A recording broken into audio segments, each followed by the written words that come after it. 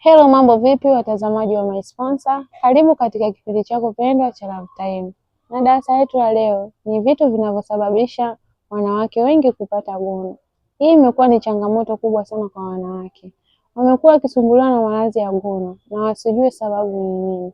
Leo nataka niwaambie wanawake ambao mnasumbuliwa na hayo maradhi. Nataka niwaambie sababu na athari zake.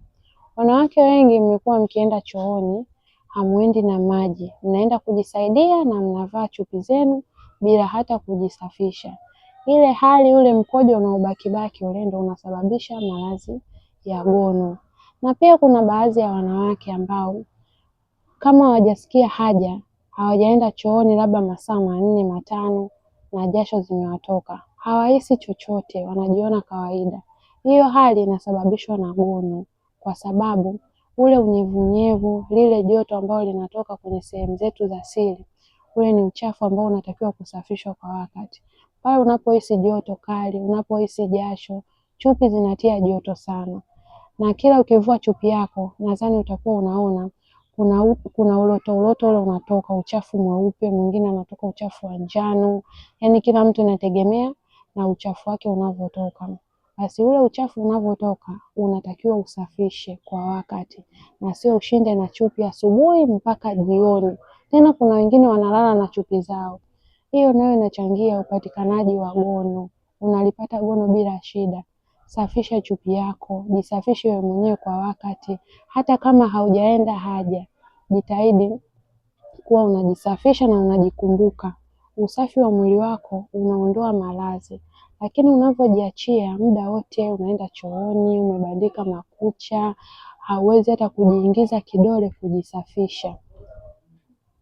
Wanawake, tujitahidini sana kufanya usafi. Unapofanya usafi, unaepukwa na maradhi mengi sana. Na pia sio kila kidole kinafaa kuingizwa kwenye uke. Kuna vidole ambavyo havifai kabisa kuingizwa ukeni.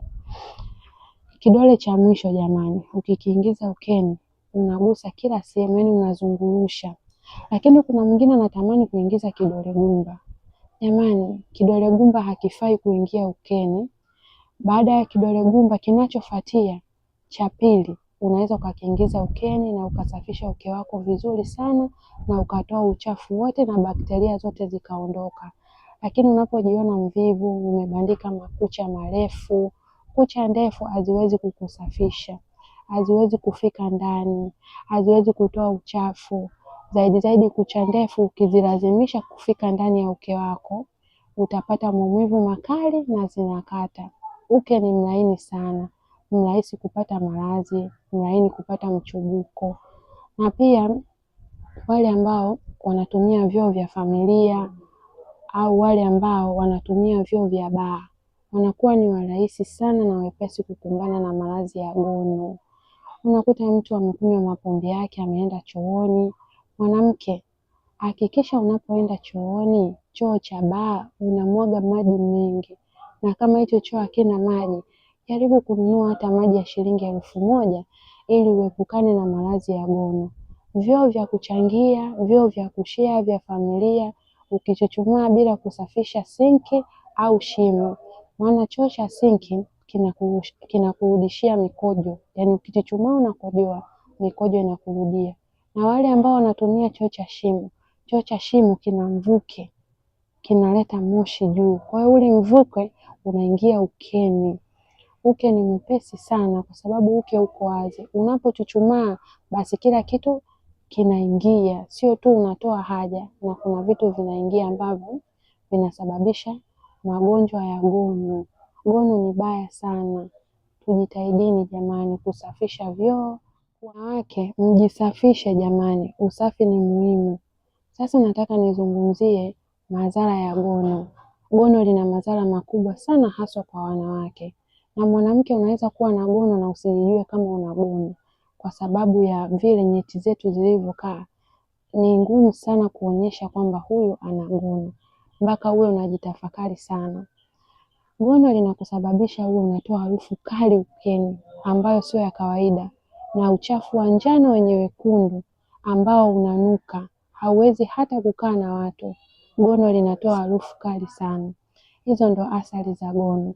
Athari nyingine ya gono inasababishwa na mfuko wa uzazi. Mfuko wa uzazi unaweza kupata madhara ukiwa unasumbuliwa na gono, kwa sababu gono ni ugonjwa ambao unaeneza, unaharibu mfuko wa uzazi.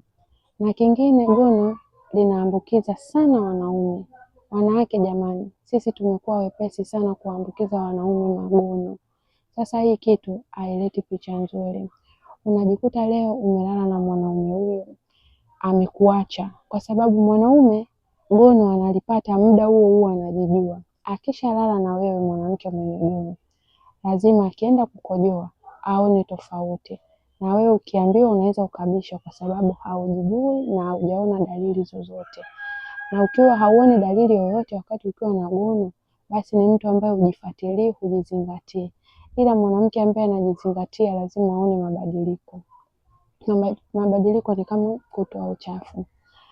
Utabadilisha wanaume kila siku na kuona labda una mikosi, kumbe matatizo yako ndo yanakufanya wanaume wakae mbali na wewe. Mwanaume hawezi kuvumilia mwanamke mwenye gono, kwa sababu mwanaume anapitia maumivu makali sana akiwa na gono. Changamoto za gono. Wanawake, gono linasababisha ukose mtoto, uwe mgumba. Gono ni adui sana wa mwanamke, adui mkubwa sana. Hauwezi ukadumu kwenye mahusiano yako ukiwa mchafu. Gono ni uchafu, ni uchafu ambao hauelezeki. Mwanamke, jitahidi kuwa msafi, jitahidi kujisafisha ili uepukane na maradhi ya gono. Wanawake, mwanamke ambaye ana gono anaweza kumsababishia matatizo makubwa sana mwanaume wake. Matatizo ambayo atapata madhara kwenye kichwa chake cha uume. Ule uume wake pale kwenye kile kichwa kinakuwa kama kinataka kidondoke, hakina ushirikiano. Anatoka mapele ambayo hayaeleweki.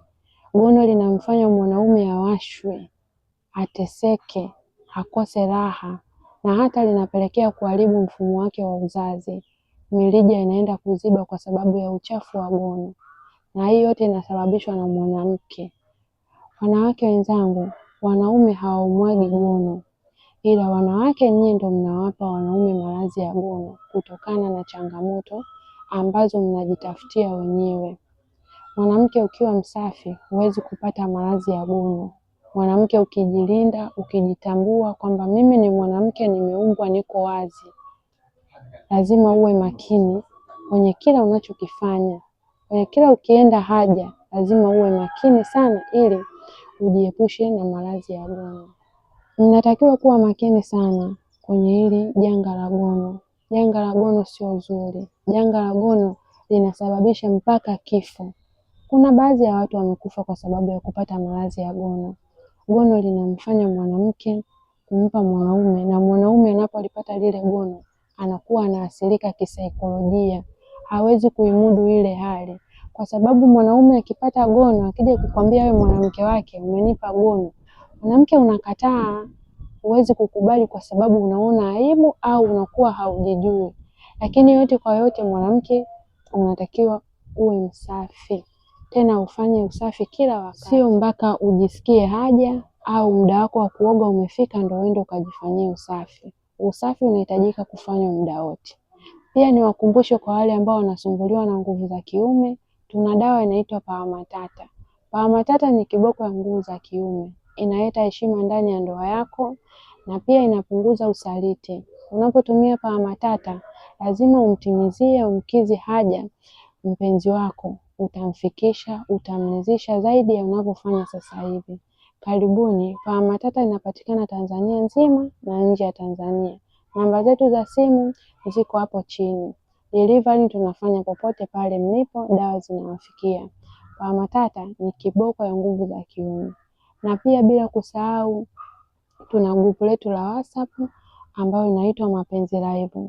Karibuni mjiunge kwenye grupu la WhatsApp kwa kiingilio cha shilingi 5,000 za Kitanzania, na utakuwa unalipia 30,000 kila mwezi. Utajifunza vitu vingi sana kupitia kwenye grupu letu. Hilo grupu linaitwa Mapenzi Live. Tunatuma video, tunatuma picha na pia tunatoa ushauri. Na kwa wale ambao walio single, Ukijiunga kwenye grupu letu utapata mwenza wako, mtafanya maisha. Karibuni sana, tukutane tena kipindi kijacho. Bye bye.